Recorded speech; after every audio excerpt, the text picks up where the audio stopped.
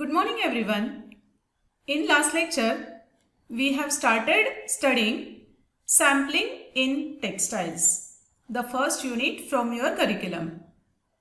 We started discussion on sampling in textiles with the objectives, that is, to understand needs of sampling, to learn various terms and definitions in relation to sampling, to study factors affecting sampling, and to learn selection of sample.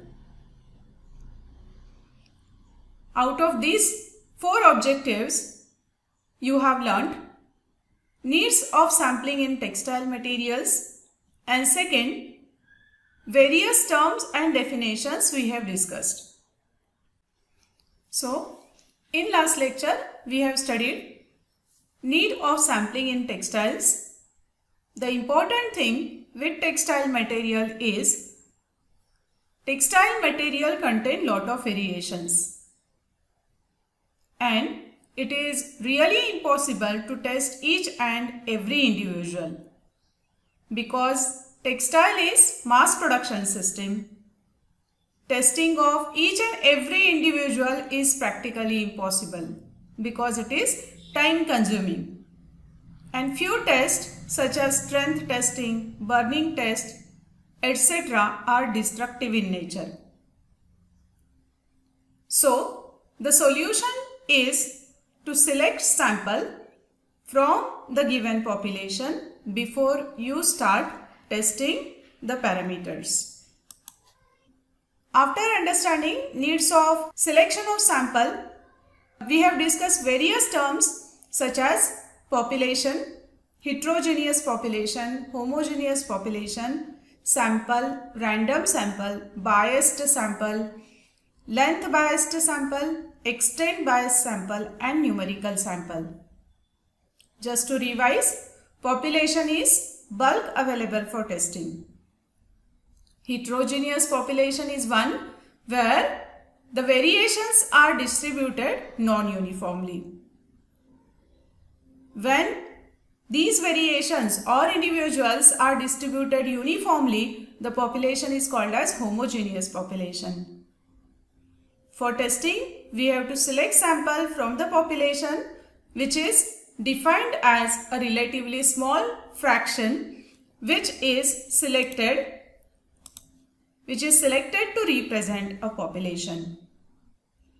Random sample is a sample which is true representative of the population and every individual in the population has an equal chance of being included in the sample. The next definition is biased sample. It is a sample where an individual is influenced by factors other than chance and the sample ceases to be true representative of the bulk. Length biased sample is defined as a sample wherein fibers are selected based on their length. Longer fibers will be given more importance while you select the sample. Extent biased sample is one where chance of fiber being selected is proportional to its extent. While numerical sample, which is true sample with zero error, is defined as a sample where all the fibers in population have an equal chance of being represented. After understanding basic definitions, let us move to the next point, and today we shall have discussion on sampling techniques.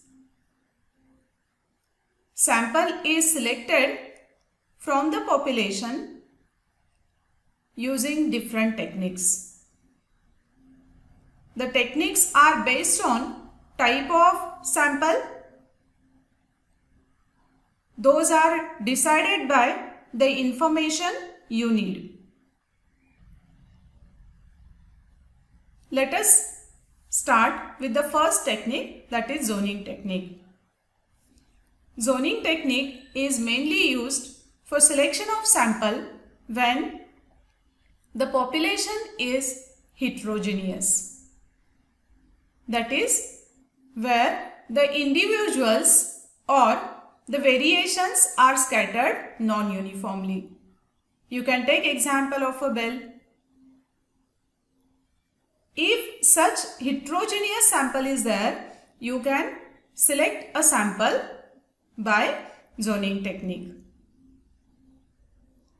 This technique is called as zoning technique because here in this particular technique, we used to select the sample from different zones of the population. So let us study this technique through this video.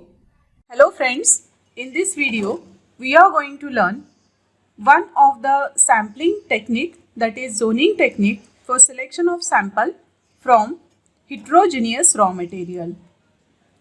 Let us assume this is heterogeneous raw material. Say for example, fibers in mixing department. So here the variations are scattered non-uniformly. To include the maximum possible variation in the sample, in first step we have to select subsample from different zones. Approximately 80 different zones you have to select, and you prepare a subsample of approximately 2 ounces, or which is equal to 56 grams. In next step, you have to divide this subsample into 4 quarters, right? Then from each quarter you have to select small tufts this way. At random you have to select small tufts. Such 16 small tufts you have to collect from each quarter, and each tuft should approximately weigh 20 milligrams, right? Now this you have to repeat for the remaining quarters also. So 16 small tufts has to be selected randomly from each quarter. Now here I will be showing next step. Let us assume this is a small tuft which you have selected from the quarter. Now in first step, you have to halve this tuft. Discard half portion by right hand.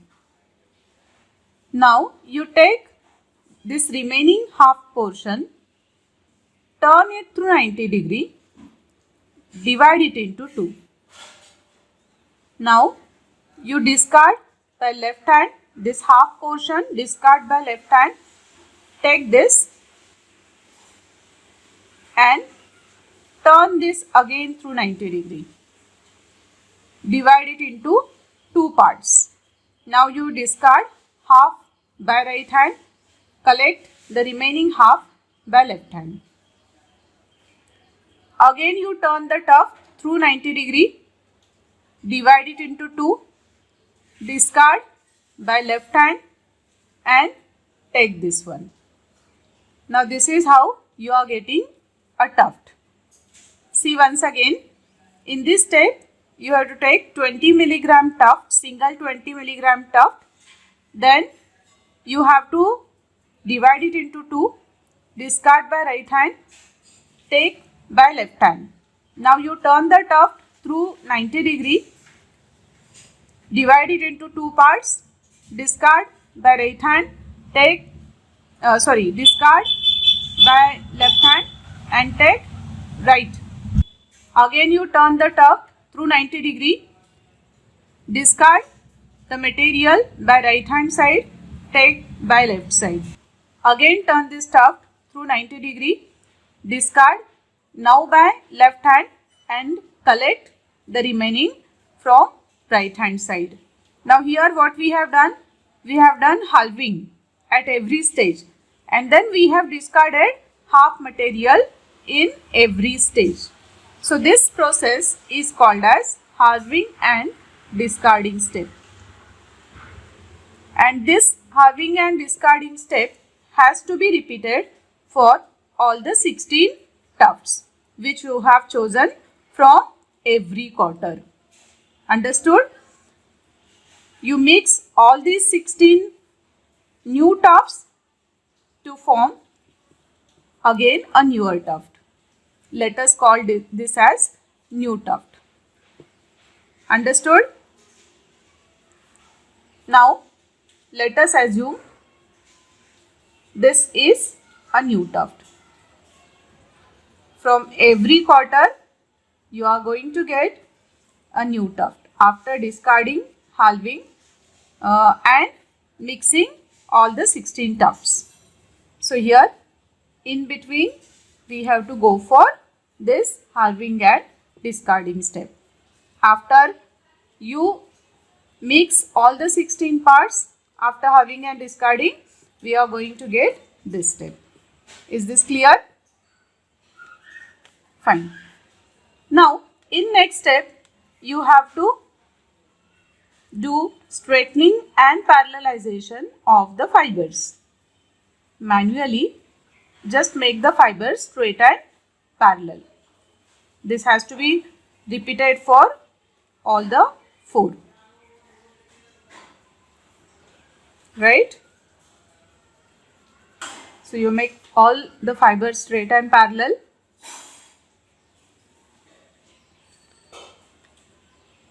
In next step, divide these straight and parallel fibers into again 4 parts.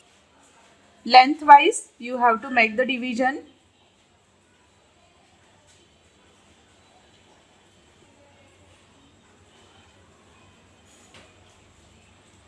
Now in next step you just have to combine one part from each quarter.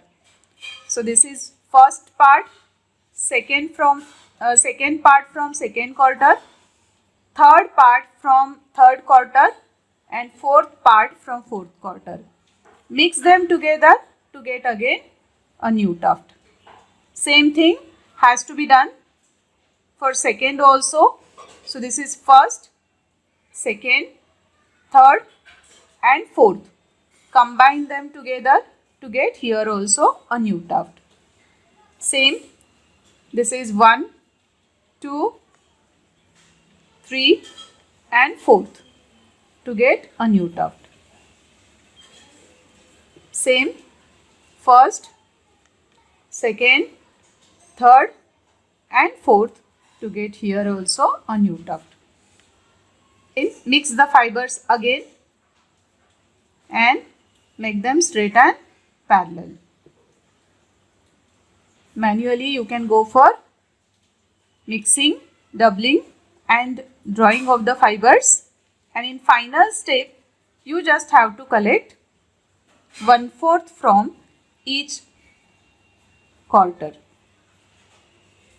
to get a final sample which weighs approximately 20 milligram.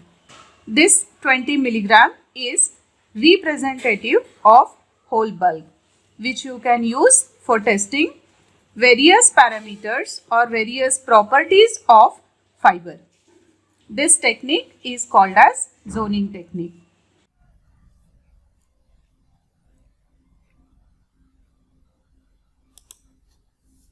Now as shown in the video, in first step, let me explain it again in short here. It starts with the population. This is the bulk. From various zones to cover all variations, you have to select subsample. This is subsample of approximately 2 ounces. Right? This subsample has to be divided into 4 quarters. So these are the 4 quarters you have divided the subsample into. Now from each quarter you take 16 small tufts. Each tuft should have approximately 20 milligram weight. So these 16 small tufts must be collected at random from each quarter. This has to be repeated for all the 4 quarters. Now, before you go for the next step, here directly 5th step has been shown. The 4th step is halving and discarding. Let me show here again. This is a small tuft of 20 milligram. You have to halve this. Take this half portion, discard by left side. Now this is remaining half. Then you turn through 90 degree. Discard now by this hand. Take this. Again turn through 90 degree. Halve it. Throw this. Take this. Again repeat the procedure. Take this. Throw this and take this one. Right? So this is how you have to repeat the procedure.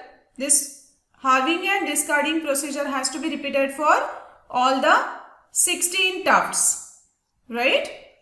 And you mix all the 16 tufts after halving and discarding step to get what is called as a new tuft. So same procedure you need to repeat everywhere for all the 4 quarters. After you mix the tufts together, next step is to make the fibers straight and parallel. Here in this particular step, you need to make the fibers straight and parallel, and you can do it by manual doubling and drawing. Then you need to divide the tuft into 4 parts. Lengthwise you should divide this part. Each part has to be divided lengthwise so that there won't be any damage to fibers while you divide them. So everywhere you have to divide the parts into again 4 parts. Now you mix 1 part from each, that is first from this, second, third and fourth, to get here again new tuft. Same thing you have to repeat here, first, second, third and fourth from this. This is second. First, second, third and fourth to get this one. First, second, third and fourth to get this part. Again go for doubling and drawing, manual doubling and drawing to make the fibers straight and parallel, and take 1/4 from each part to get final sample of 20 milligrams. So this is called as zoning technique. Same has been written here in this step. Now this 20 milligram sample you can use for testing different properties of fiber, such as length of the fiber, fineness of fiber, etc. The second technique used to select sample from especially homogeneous population is squaring technique. Sliver, roving or yarn are the examples of homogeneous population, because unlike raw material, here while we convert them into strand, after individualization, when the material passes through draw frame, then we try to combine all the variations together. We try to arrange the fibers randomly, and therefore there is homogeneous mixture of all the variations. For such population, we can go by the technique called as squaring technique. In this particular technique, in first step, you need to open the strand. You need to break the strand. In squaring technique, the first step is to break the material, break the strand. So here is the broken strand. This is broken strand. Let us consider we have a sliver. So this is broken side of the sliver, right? Here you can see few longer length fibers are there, few short fibers are there. So these are just protruding fibers, isn't it? After you break the sliver, you keep it on a velvet pad. This is velvet pad. After you keep the sliver on velvet pad, cover this with a glass plate. So this is glass plate so that you can control movement of this sliver. Since it has certain weight, you can hold the sliver at its place.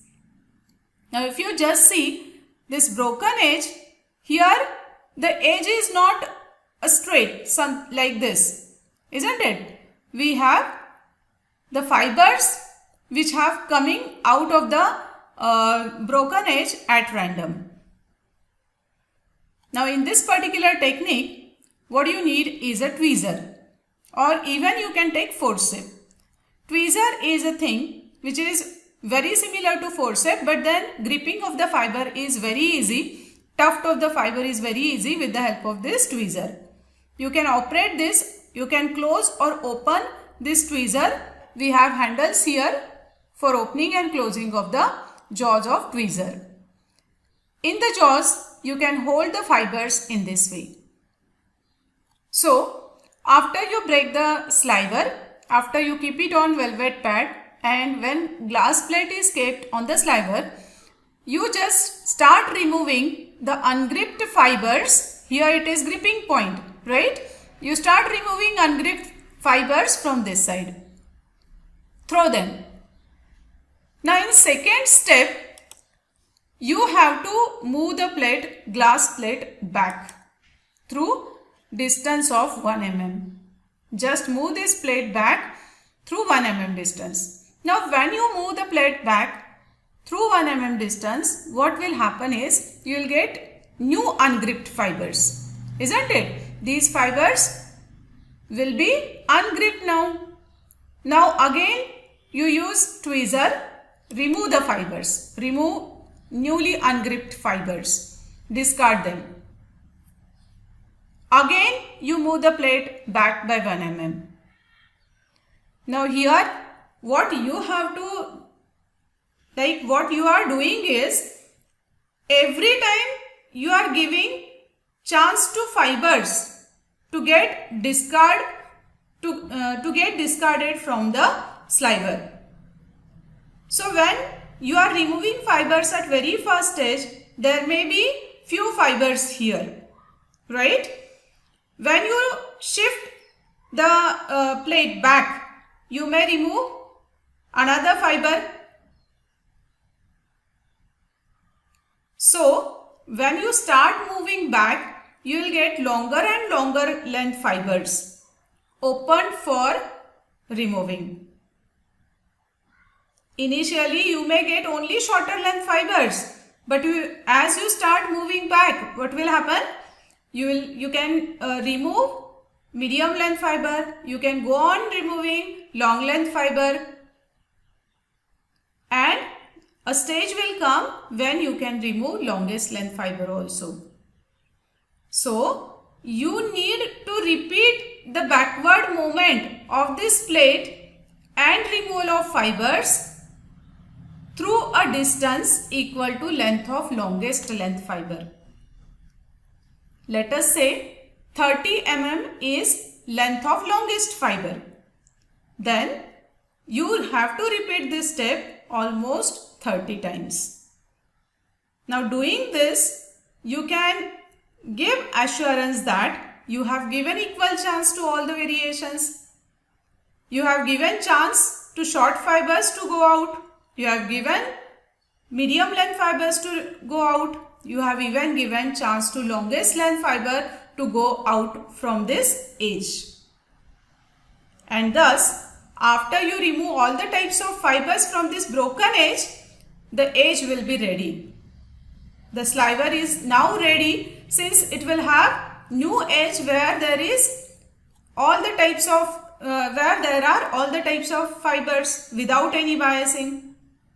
Now you apply tweezer over here and collect the final sample.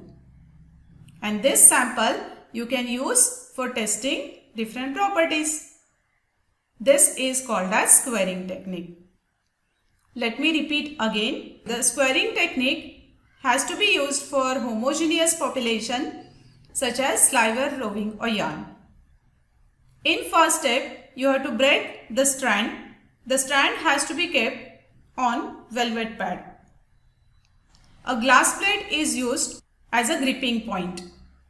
Now this side will be opened here.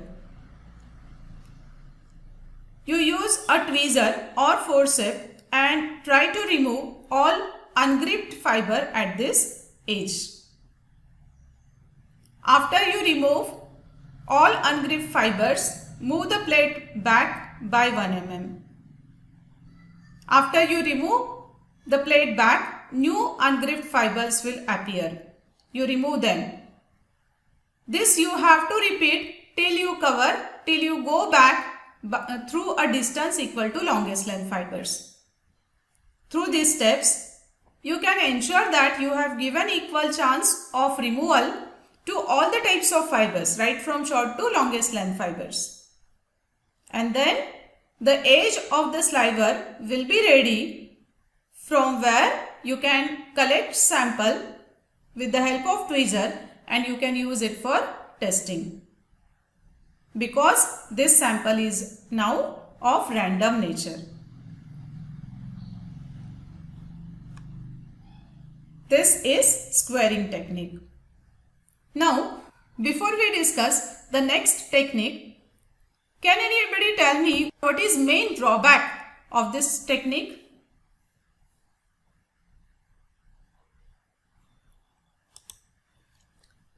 Since squaring technique has major drawback of time consumption. If longest length fiber is of say 35 mm, then you need to repeat the same procedure 35 times. And the objective is to treat the fibers equally, all the types of fibers equally.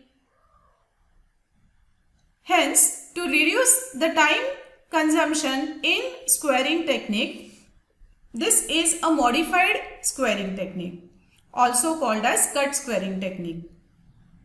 Because in this technique, instead of breaking the edge, in previous picture you can see this is broken edge of the strand. Unlike that strand, what you have to do is, you have to cut the strand using scissor. So this is cut edge of the strand. Keep this strand on velvet pad, very similar to squaring technique. Place a glass plate over this strand and repeat the procedure. Remove all ungripped fibers. Now here, unlike squaring technique, you have treated all the types of fibers equally. You have cut all the fibers. So if you could remove all these ungripped fibers at a time, the edge will be ready to collect the sample. But sometimes what may happen is, in only first step, it is bit difficult to remove all the ungripped fibers. Say for example, it is sliver. There are more number of fibers in cross section of sliver. So in single gripping, it is bit difficult to remove all ungripped fibers. So you can take the plate back through 1 mm and repeat the process of removal of fibers, ungripped fibers. You can repeat this procedure 3 times just to ensure that you have removed all cut fibers. And then the edge will be ready for collecting the sample. So here, in this case, in cut squaring technique, instead of repeating the step so many times, we can reduce it to only at the max to 3. So 3 times you can go for removal of the fibers and movement of the plate. So compared to squaring technique, cut squaring requires lesser time. The next technique used to select sample is tongue sampling. You might have seen surgical tongs. Surgical tongs is like this, right? This is a tongue. You can either close or open the tongue with the help of handle here, right? This is one pair of surgical tongue. This tongue sampling method requires such two pairs of tongues. Very simple technique, mainly used to select length biased sample, especially when it is required to study damage to length of the fiber, etc., specific length, etc., then we can go for selection of length biased sample. Now here, in first step, you have to open the material into a flat sheet. So this is sliver which has been opened in flat sheet. This is open material in the form of flat sheet. You have to hold this open sheet with the help of one pair of surgical tongue. Right? Now you remove one side, all ungripped material from one side. All ungripped material has to be removed from this side, right? In second step, what you need to do is, you take, so over here I have shown this side has been removed. After you remove the material from this side, insert a tongue from this side. Remove this tongue. And now you'll be having this tongue with your sample. Now you remove fibers from this side. Ultimately what you are going to get is this. This is a tongue. From both the sides you have removed all ungripped fibers. This is where you have gripped the fibers. From both the sides you have removed loose fibers. You have combed them and this sample is there remaining with you. This is called as tongue sampling or length biased sample. This is called as tongue sampling method. Friends, kindly excuse for these pictures. These are not very clear, but it was really difficult to get the pictures for tongue sampling method. Hope you have understood this technique. Let me repeat it again. First of all, you have to open the strand into flat sheet, hold by one pair of tongs, remove all the material from one side, insert another tongue and remove the previous one. Now remove the fibers from other side also, comb both the sides and you will have the condition something like this. This is surgical tongue and here all the material, all the fibers have been removed from both the sides and combing has been done. So this is called as length biased sample. Next sampling technique is called as core sampling. Let me explain importance of this technique. Core sampling technique is mainly used to collect the sample from core of the material. Especially this is used for woolen bells because the bells of wool contain material other than wool such as grease, vegetable matter, moisture, etc.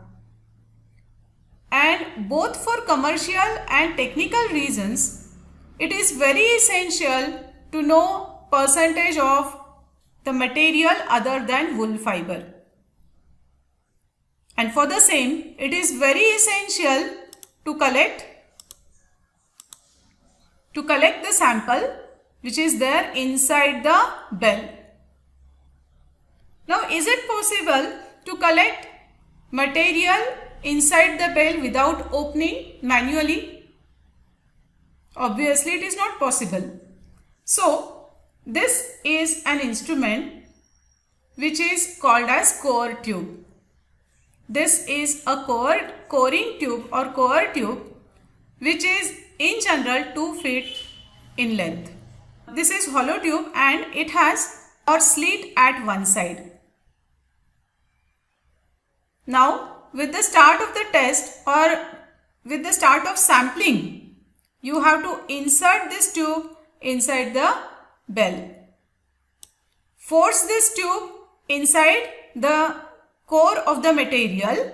You can have handles here to push this core inside, or even it can be motor driven. Right? Now when it starts moving, when coring tube starts moving in, the material is forced to move inside this hollow tube. Now when material gets inside this tube, you just remove this coring tube back. Take it out.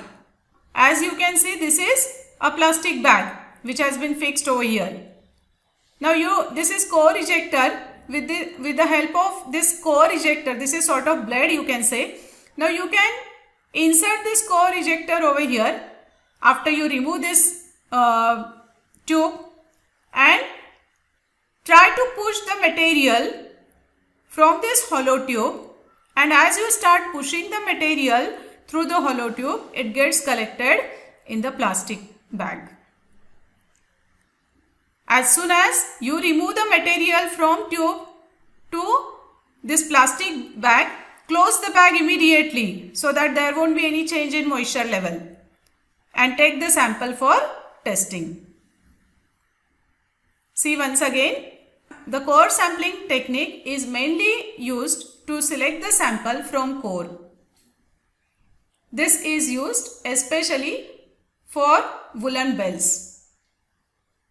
The woolen material contain lot of other materials such as vegetable matter, grease, moisture, and we need to find out percentage of this material so that we can decide cost of the wool, and we can even predict quality of the material, quality of the yarn. So to collect the sample from core, we used to go for what is called as coring tube. It is simply a hollow tube with a slit on one side. It has handle on one side and a provision to fix plastic bag. To collect sample, you just need to force this tube inside the bell. It can be done manually or it can be even motor driven. When you start forcing the tube inside, the material is forced to move inside this hollow tube. After the tube gets filled, you just remove the coring tube, use this core ejector, eject the material from this hollow tube. When you start ejecting the material from this hollow tube, it gets collected in the plastic bag. While you remove this plastic bag, close it immediately so that there won't be any change in properties of the fibers. And go for testing of this sample. This technique is called as core sampling technique. Here I have given a link wherein you can watch actual selection of sample through core sampling technique. So these are different techniques for selection of sample. Let me repeat again. We have discussed first technique, that is zoning technique, used to select sample from heterogeneous raw material. Squaring and cut squaring techniques are used to select sample from homogeneous population. Tong sampling is used to select sample which is length biased, while core sampling method is used to select sample from core of the bells.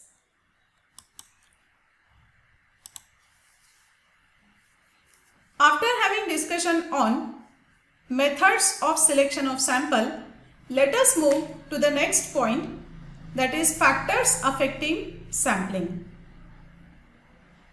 While you select sample from the population, you need to consider various factors. You have to think about the factors such as what is form of the material, what is amount of material available, what is the type of test you are going to do, what is type of testing instrument available, which information you are in need of, and what is the accuracy desired, degree of accuracy desired. So let us discuss these factors one by one. First is form of the material. Here I have shown two different forms of material. First is in the form of raw material and second is in the form of sliver. What is form of the material? Basically, form of the material is like either it is in the form of raw material, or it is in the form of sliver, or it is in the form of roving. So form of the fiber can be raw material, maybe sliver, roving, or even yarn. So here I have shown two different forms of material. One is raw material. First is raw material and second is in the form of sliver. Can anybody reply how this form of material, the factor form of material, affects selection of sample?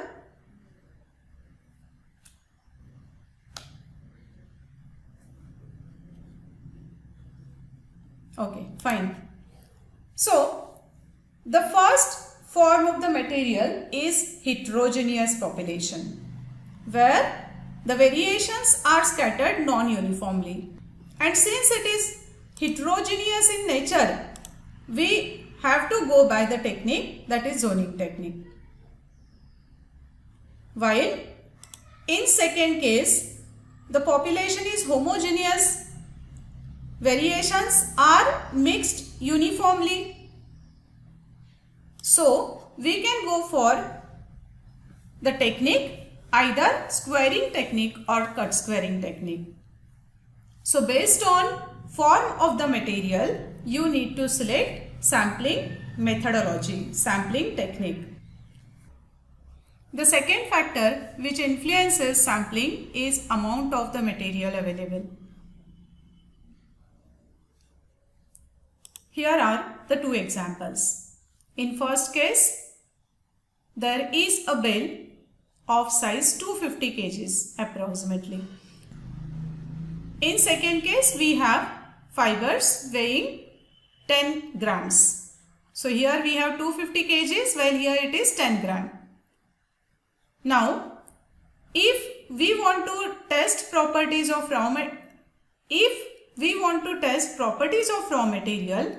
then here this is a large quantity. We cannot test each and every fiber out of 250 kgs of the bale. So what is solution for this? You need to select a sample from different zones, right?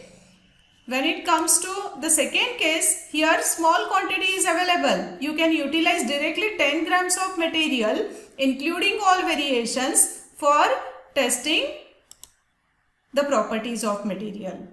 So here, unlike this, here you can use directly population as sample itself. This is how amount of material available governs sampling. The third factor is nature of test. Here I have shown two different types of test. One is burning test and second length of the fiber. Here our objective, in first case our objective is to identify the fiber. Let us assume that we have a bale. We have around 250 kgs of material. Now if your objective is to just identify what are the types of fibers in the bell. If it is homogeneous type of material, let us assume, your objective is to check either the bell is of cotton or it is of wool using burning test. Then what you can do? Is it necessary to select sample from different zones? Obviously, no need. You can collect few fibers from any region and you can burn them. So selection of sample from any place, few fibers you can select, you can burn them. If you get pepper-like smell, it can be identified as cotton. If you are getting smell like burning of hairs, then it could be identified as wool fiber. So here there is no need of a specific way to select the sample. But if you need to find out length of the cotton fiber, staple length of the cotton fiber, say for example, then if you select sample from specific region, that zone may contain only long length fibers or even may contain short length fibers. So unless and until you select sample from different zones, unless and until you mix all the variations, you won't get correct result. This is how the nature of the test decides sampling.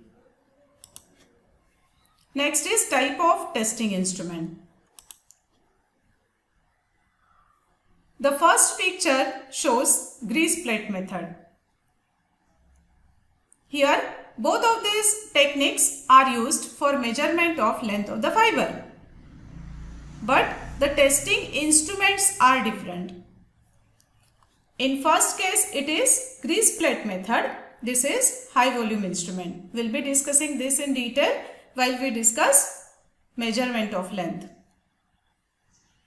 Now when you go by this grease plate method,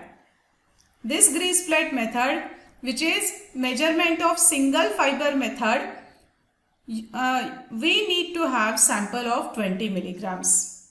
I said sample of 20 milligrams. So if you are selecting 20 milligram of sample from the bulk, you have to select sample from different zones. You may have to follow the technique, zoning technique for selection of sample, right? But this is high volume instrument wherein we require to collect 25 grams of sample. So special care is required to be done in case of grease plate method. That much care may not be essential over here because size of sample is quite high in case of high volume instrument compared to this grease plate method. The next factor which decides sampling is information required. Let us take same example of burning test and length measurement. Now in first case, what we need, which information we need is the type of fiber. Well, in second picture, we need length of the fiber. So same you can apply here also. Based on the information, you want to know what is type of fiber, so you can select sample from any of the place. If you want length of the fiber to be measured, you need to add all variations to get accurate result, and therefore sample has to be selected from different zones. Understood? So this is how information required affects the way of sampling.